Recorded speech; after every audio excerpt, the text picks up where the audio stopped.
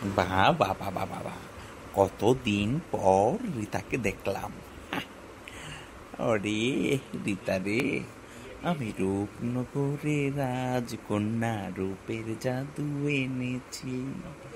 আমার ঘুম ভাঙাইয়া গেল রে মরার কোকিলে, আমায় উদাসী বানাইলো রে মরার কোকিলে।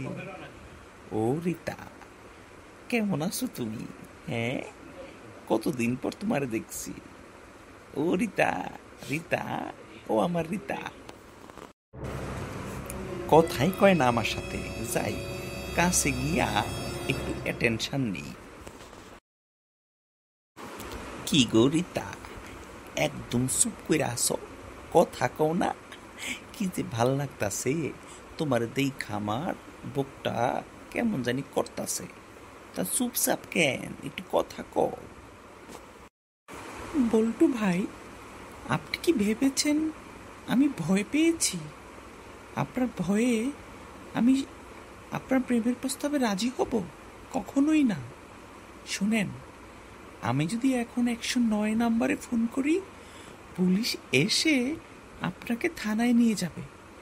এই যে প্রতিদিন আমাকে উত্ত্যক্ত করেন, প্রতিদিন আমাকে বিরক্ত করেন, তার শাস্তি জানেন? তার শাস্তি হচ্ছে জেল এবং জরিমানা। আর শুনেন, আমি এখন স্বপ্নসারথীর দলের একজন সদস্য। আমি সেখান থেকে সব জানতে পেরেছি, সব শিখতে পেরেছি। আমি এখন নিজেকে আমি এখন নিজেকে অনেক শক্তিশালী ভাবি। আমি আপনাকে ভয় পাই না, ঠিক আছে? মনে রাখবেন কথাটা। ও মা গো, কও কি রিতা? হ্যাঁ, তুমি এটা কি কইলা? বাপ রে বাপ! না না না না না না, আমি জীবনও তোমারে আর উত্ত্যক্ত করুম না। আমারে বোন তুমি মাফ করে দাও, আমার ভুল হয়ে গেছে। বাপ রে বাপ! ঠিক আছে, আমি যাইগা।